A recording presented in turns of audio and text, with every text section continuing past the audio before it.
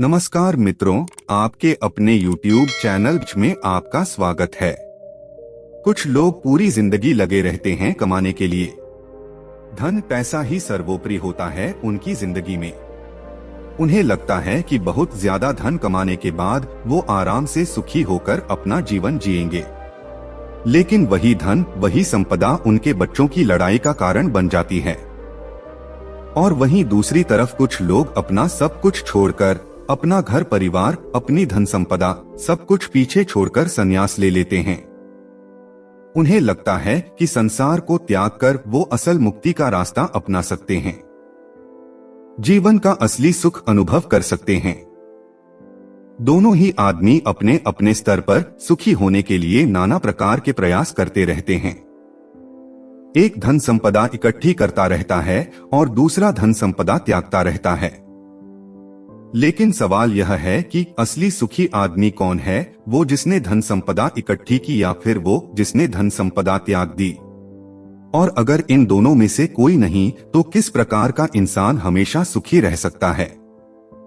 आज की जो कहानी आप सुनने जा रहे हैं, उसमें आपको ऐसे तरीके पता चलेंगे जो एक आदमी को असली सुख का अनुभव करा सकते हैं। इन तरीकों से जीवन यापन करने से आपको असली सुख के बारे में पता चलेगा, असली आनंद के बारे में, जिसे हम कहते हैं परमानंद, परमानंद, परमानंद। इससे पहले कि आप इस कहानी में खो जाएं, इस चैनल को सब्सक्राइब जरूर कर लें। तो चलिए कहानी शुरू करते हैं। जब किसी के घर में वैरागी मन का बच्चा पैदा हो जाए तो घर वालों को बहुत चिंता हो जाती है। घर वाले सोचते हैं कि ये संसार में कैसे जिंदा रहेगा, कैसे धन कमाएगा, कैसे अपना पालन पोषण करेगा, क्योंकि वैरागी मन का बच्चा अक्सर संसार से विरक्त ही रहता है। वैराग्य का मतलब ही अपनी मस्ती में खो जाना होता है। उसका इस संसार से कुछ लेना देना नहीं रह जाता। ऐसा ही बच्चा सीताराम का था। सीताराम एक गांव में रहा करते थे। सीताराम का गांव वेणुवन के पास था। उन्होंने अपने जीवन में बहुत धन संपदा कमाई। वो वहां की प्रतिष्ठित सेठ हुआ करते थे। लेकिन जब उनका पुत्र हुआ तो ज्योतिषियों ने बताया कि ये बच्चा आगे चलकर वैरागी हो जाएगा। वो ये सब धन संपदा त्याग देगा और ये धन संपदा यूं ही दान में चली जाएगी। यह सुनकर सीताराम बहुत चिंतित हो गया। जो धन संपदा उसने इतनी मेहनत से इकट्ठी की थी, वो यूं ही दान में चली जाएगी। उसका बेटा वैरागी हो जाएगा। आखिर यह धन संपदा मैंने किसके लिए इकट्ठी की है? इसका भोग कौन करेगा? लेकिन जैसे तैसे सीताराम ने ज्योतिषियों से कुछ तरीके पूछ लिए कि वो अपने बच्चे को कैसे वैरागी बनने से रोक सकता है। ज्योतिषियों ने भी उन्हें कुछ तरीके बताए जिसके द्वारा वो मोहन को, यानी उनका बेटा, उसको वैरागी बनने से रोक सके। धीरे धीरे समय बीतता रहा और दुनिया अपने चलन से चलती रही। मोहन धीरे धीरे बड़ा होने लगा और उसके पिताजी यानी कि सीताराम फिर से धन संपदा और ज्यादा बनाने में जुट गए। मोहन के पिता ने मोहन के लिए किसी भी चीज की कोई कमी नहीं छोड़ी थी। हर इच्छा उसकी पूरी होती थी। वो उसको सुखी रखना चाहते थे। वो चाहते थे कि मेरे बेटे को दुख का अनुभव ही ना हो, तो फिर वह वैरागी क्यों बनेगा? लेकिन जब मोहन 7 साल का हुआ तो एक दिन उनके द्वार पर एक बौद्ध भिक्षु पहुंच गया। वो वहां पर भिक्षा मांगने के लिए आया था, लेकिन मोहन उसके साथ घंटों बातचीत करता रहा। उसके पिता को जब यह पता चला तो वो मोहन को डांटकर उस बौद्ध भिक्षु से दूर ले गए।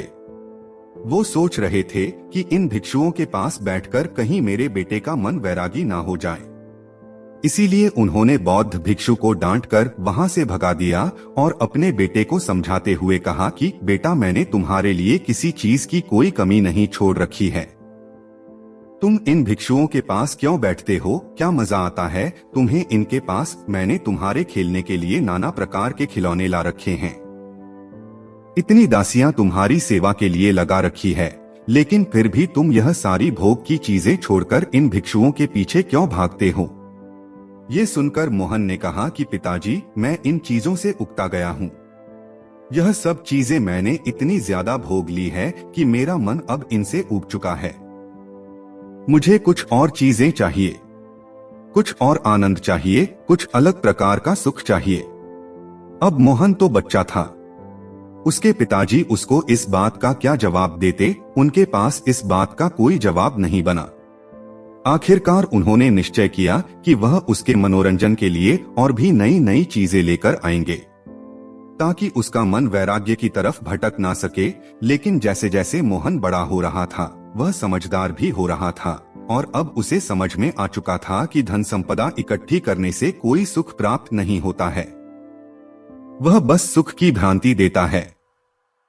इसीलिए वह ज्यादातर अपना समय संतों और भिक्षुओं के साथ बिताने लगा। एक दिन जब उसके पिता ने उसे संतों के पास बैठे देखा तो उसका खून खौल गया। उसने सोचा कि मैंने जिंदगी भर जिस बच्चे के लिए कमाया वो भिक्षु बनने जा रहा है। मैंने उसको इतना समझाया, सारी सुख सुविधाएं उसके लिए हाजिर करवाई, और फिर भी ये मुझे छोड़कर, मेरी संपत्ति को छोड़कर वह वैरागी बनना चाहता है। ऐसा वैराग्य में है क्या? उसका मन इस बात से बहुत ज्यादा दुखी हो गया था। इसीलिए उसने गुस्से में अपने बेटे का हाथ पकड़ा और सीधा उसे अपने घर पर ले गया। घर ले जाकर उसने अपने बेटे के चेहरे पर धमाक से एक थप्पड़ मारा। गाल पर थप्पड़ पड़ते ही कोमल स्वभाव मोहन के आंसू टप टप करके नीचे सीताराम के पैरों पर गिरने लगे। इसके बाद सीताराम को एहसास हुआ कि उसने बेवजह ही बिना कोई बात के अपने बेटे को यूं ही थप्पड़ मार दिया। उसने अपनी बेटे को समझाते हुए कहा, मैं तुम्हारे आगे हाथ जोड़ता हूँ। मैंने यह धन संपदा इसीलिए इकट्ठी नहीं की कि यह दान में चली जाए। मैं चाहता हूँ कि तुम इसका सुख भोग करो। तुम मेरी संपत्ति को भोगो, तुम्हारे अलावा मेरा है ही कौन, इस संपत्ति का मालिक कौन बनेगा? और यही असली सुख है। पूरी दुनिया धन के पीछे भाग रही है और तुम्हें यह धन विरासत में मिल रहा है, इसका भोग करो। तुम क्यों वैराग्य की तरफ जा रहे हो? ऐसा क्या है भिक्षुओं में, ऐसा क्या है इन संतों में जो इस खजाने में नहीं है, जो इन दासियों में नहीं है, जो इन नाना प्रकार की भोग की वस्तु में नहीं है? ऐसा क्या है संतों में? यह सुनकर मोहन ने अपने पिता से कहा कि पिताजी, मैं आपकी हर एक बात मान लूंगा, बस आप एक बार आज शाम को मेरे साथ चलो। आज एक बहुत ही अच्छे संत का एक प्रसंग पर होने वाला है। वो सत्संग करने वाले हैं, उपदेश होने वाला है ज्ञान का। आप एक बार और ज्ञान का उपदेश सुन लीजिए, उसके बाद आप जो भी कहेंगे मैं आपकी हर आज्ञा का पालन करूंगा। पर आज शाम सिर्फ मेरे कहने से आप ये उपदेश सुन लीजिए। यह सुनकर सीताराम जोर जोर से हंसने लगा। उसने कहा कि यह कौन सी बड़ी बात है, मैं सुन लेता हूँ प्रवचन, बताओ किस संत का सुनना है, लेकिन उसके बाद अपना वादा याद रखना। देखो मोहन, सिर्फ तुम्हारे कहने पर ही मैं उस संत का प्रवचन सुन लूंगा, अन्यथा मुझे इन संतों के प्रवचन में कोई भी मजा नहीं आता है। ये सुनकर मोहन ने हाँ में सर हिला दिया। शाम को दोनों बाप बेटे उस प्रवचन स्थल पर पहुंच गए जहां पर वो संत आज उपदेश देने वाले थे। थोड़ी देर बाद जब वो संत वहां पर पहुंचे तो सभी लोगों ने उठकर उनका अभिनंदन किया। उसके बाद संत ने कहना शुरू किया कि संतोष के फल बहुत मीठे होते हैं। जो आदमी संतोष का फल चख लेता है उसके मन में अपार शांति का उदय होता है।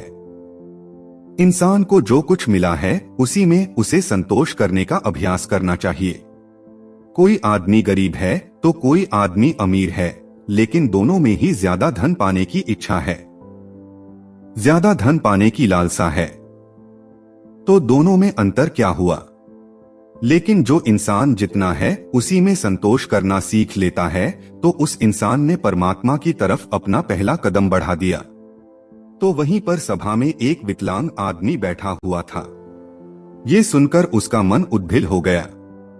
उसने तत्क्षण उस संत से पूछा कि हे महात्मा, आप कहते हैं कि संतोष रखिए, मैं किस प्रकार संतोष रहूं? मुझे भगवान ने क्या दिया? मुझे तो हाथ पैर भी सही सलामत नहीं दिए ताकि मैं अपना पेट भर सकूं। अब आप ही बताइए कि मैं संतोष किस प्रकार रखूं? कैसे मैं अपने मन को समझाऊं? यह सुनकर उस संत ने मुस्कुराते हुए कहा कि वत्स, असंतोष रखने से क्या तुम अपने हाथ पैर वापस पा सकते हो? ठीक है, मैं कहता हूँ कि तुम संतोष मत रखो तो उससे क्या फर्क होगा? क्या भेद पड़ेगा? अरे तुम्हारे हाथ पैर तो फिर भी नहीं आएंगे, लेकिन असंतोष की वजह से तुम अपने मन को, अपने चित्त को दुखी जरूर कर लोगे। इसीलिए तुम्हारे पास कोई भी विकल्प नहीं है संतोष के अलावा। तुम्हें चाहे मजबूरी वश या अपने मन के अनुसार ही संतोष पैदा करना होगा। उसी संतोष को पैदा करने के बाद तुम अपनी मन की शांति प्राप्त कर सकते हो। याद रखना, जीवन का परम लक्ष्य की मात्र होता है और वह होता है अपने मन की एकाग्रता। चाहे हम माया के सागर में पड़कर यह भूल जाएं कि जीवन का परम लक्ष्य क्या होता है, हम यह भूल जाते हैं। हम नए नए लक्ष्य बना लेते हैं। जीवन में यह प्राप्त करना है, वह प्राप्त करना है। जीवन में अमीर बनना है, प्रतिष्ठित बनना है, और यही लक्ष्य हम सर्वोच्च लक्ष्य बना लेते हैं। लेकिन ये सब माया का एक सागर है। लेकिन जिस दिन तुम माया के सागर को पार करके दूसरे किनारे पर पहुंच जाओगे, उस दिन तुम्हें एहसास होगा कि जीवन का परम लक्ष्य एक ही होना चाहिए, और वह है मन की शांति, मन की एकाग्रता, मन की एकांतता। और जब तुम अपने मन के एकांत को पहचान लेते हो, उसे अनुभव कर लेते हो, उसके आनंद को चख लेते हो, तो फिर व्यर्थ के लक्ष्य, व्यर्थ की चिंताएं, सब कुछ पीछे छूट जाता है और बच जाती है एक चीज, और वह है मन का एकांत। इसके बाद उस संत ने उस विकलांग आदमी से पूछा कि चलो तुम ही बताओ, अगर तुम्हारे हाथ पैर होते तुम क्या करते? क्या तुम उस वक्त खुश रहते या सुखी रह सकते? जरा सोचो, अगर आज तुम्हारे हाथ पैर आ जाएंगे तो तुम अपने जीवन में नई लक्ष्य स्थापित कर लोगे कि मुझे यह बनाना है, मुझे यह चाहिए, मुझे वह चाहिए, और उसके बाद वो नहीं मिलेंगे तो फिर से मन में असंतोष पैदा होगा। असंतोष का हमारे शरीर से कुछ लेना देना नहीं है, उसकी उत्पत्ति तो मन से होती है। चीजों का भराव तो मन से होता है। अक्सर मैंने विकलांग लोगों को हंसते हुए देखा है और हट्टे कट्टे तंदुरुस्त लोगों को रोते हुए देखा है। तो संतोष और शांति का आपके शरीर से कोई लेना देना नहीं है। अपने मन को परिपक्व कीजिए, अपने मन को समझाइए, विवेक पैदा कीजिए कि माया के सागर को पार करके मन की शांति तक कैसे पहुंचना है, और माया को समझने के लिए हमें कोई वैरागी नहीं बनना है। वैराग्य तो छोड़ना होता है, छोड़कर भाग जाना होता है। हमें पहले माया को संसार में रहकर समझना होगा, और जब हम माया को समझ जाएंगे तो उसके बाद हम सुखी मन से, तृप्त मन से संन्यास या वैराग्य धारण कर सकते हैं। माया में झगड़ा हुआ आदमी सुख संपत्ति को ही असली सुख समझता है। संपत्ति, धन, प्रतिष्ठा यही उसके लिए सर्वोच्च होते हैं। लेकिन अगर वह अपना विवेक माया से कभी ऊपर उठा पाया तो जरूर ये एहसास कर पाएगा कि असली सुख और असली आनंद का इस धन संपदा से कोई लेना देना नहीं है। वह तो निरंतर है। वह परमानंद तो किसी चीज से जुड़ा हुआ नहीं है। वह तो सिर्फ परमात्मा के लिए है, उस शाश्वत सत्ता के लिए है जो उसको माया से पार उतार रही है। प्रभु का सिमरन या कहें कि ध्यान, ये दोनों चीजें आपको माया से ऊपर उठाकर एक नया नजरिया प्रदान करती है, और वही नजरिया परमानंद का होता है। ध्यान और प्रभु के स्मरण के अलावा अगर हम प्रेम का रास्ता चुनते हैं, दिव्य प्रेम का, तो भी हम उस परमानंद को हासिल कर सकते हैं, और प्रेम का रास्ता ध्यान के रास्ते से कहीं आसान है। इसीलिए दिव्य प्रेम का अभ्यास कीजिए। वो प्रेम जो किसी चीज से जुड़ा हुआ नहीं है, जो स्वतंत्र है, जो आजाद है, जो सभी प्राणी मात्र के लिए है। 3 रास्ते जो माया से ऊपर उठाकर परमानंद की स्थिति प्रदान करते हैं, ध्यान, प्रेम और प्रभु का सिमरन। आप कोई भी रास्ता अपना सकते हैं। सभी रास्ते एक ही मंजिल पर पहुंचते हैं। आज की युवा पीढ़ी अक्सर अपना समय गीत सुनने में लगा देते हैं। फिल्मी गीत, सिनेमा इत्यादि में अपना समय बिताते हैं। लेकिन हमारे पूर्वज हुआ करते थे जो सुबह और संध्या दोनों वक्त आरती और भजन किया करते थे। ढोल बजाते थे, कुछ लोग गाते थे और साथ मिलकर भजन कीर्तन किया करते थे। एक सत्संग होता था, लेकिन आज की युवा पीढ़ी इन सब चीजों को पीछे छोड़ चुकी है। भजन, आरती, कीर्तन, सत्संग इत्यादि करने से क्या होता है? आप उन लोगों को अंधविश्वासी कहते हैं। क्या आपको इसके पीछे का विज्ञान पता है कि भजन कीर्तन करने से मन के कौन से द्वार खुलते हैं? चलिए मैं आपको बताता हूँ। जब भी हम कोई भजन कीर्तन करते हैं, उसमें शामिल होते हैं, तो उसमें हमारा चित्त शामिल हो जाता है। कोई आदमी बजा रहा होता है, कोई गा रहा होता है, कोई ताली बजा रहा होता है और इस भजन और कीर्तन के साथ अपनी जिंदगी के अतीत की चिंताएं पीछे ही छोड़ देता है और उसी भजन में उसका मन लग जाता है। वो मन धुल जाता है, वो मन पवित्र हो जाता है। जैसे किसी ने हमारे मन को साफ पानी में धोकर बाहर निकाल लिया हो। ऐसे ही क्षण होते हैं ध्यान के और वही क्षण भजन, कीर्तन और सत्संग में मिलते हैं। इसीलिए आज के बाद कभी भी ये मत सोचना कि भजन, कीर्तन और सत्संग सब व्यर्थ होता है। व्यर्थ कुछ नहीं होता, व्यर्थ होती है हमारी सोच। इसीलिए युवा पीढ़ी से मेरी गुजारिश है कि भजन, कीर्तन और सत्संग या ध्यान, प्रेम इत्यादि में अपना समय बिताएं। इनके बारे में समझें ताकि आप अपने मन के परमानंद के द्वार को खोल सके, एक अद्भुत आनंद अनुभव कर सकें। उसमें मेरा कोई फायदा नहीं है, ना ही मेरा कोई नुकसान है। मैं तो बस यह चाहता हूँ कि जो स्वाद मैंने लिया, जो स्वाद मैंने चखा, जो मुझे अच्छा लगा, वो दूसरे लोग भी चख सकें, वो भी उसका स्वाद उठा सकें। ये भजन, कीर्तन, सत्संग वगैरह आप अपने घर पर भी कर सकते हैं, अपने दोस्तों के साथ भी कर सकते हैं। जो समय आप गप्पे लड़ाने में लगाते हैं, वही समय आप कुछ नई कला सीखने में लगा सकते हैं। आप ढोल बजाना सीख सकते हैं, आप कोई भजन याद करके उसको गाना सीख सकते हैं। इससे आपकी कला तो निखरेगी ही, साथ ही आपके मन भी धुल जाएंगे। उनको एक अभूतपूर्व शांति का अनुभव होगा, एक प्रेम का उदय होगा, परमात्मा का द्वार खुलेगा। आखिर में एक बात कहना चाहता हूं कि अमीर और गरीब दोनों में कोई भेद नहीं है, जब तक आदमी माया के सागर को पार करके परमानंद की अनुभूति नहीं ले लेता।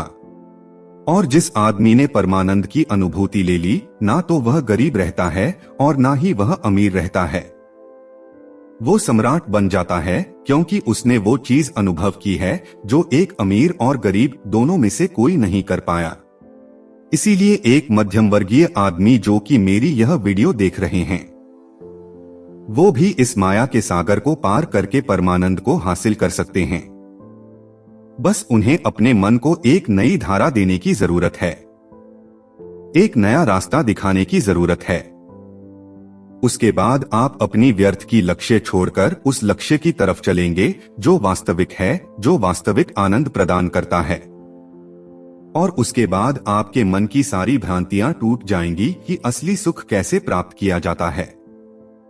तो दोस्तों, कैसी लगी ये कहानी आपको कमेंट सेक्शन में जरूर बताना, और अच्छी लगी तो इस चैनल को सब्सक्राइब जरूर कर लेना। ऐसे ही और कहानियों के लिए चैनल पर जरूर जाएं।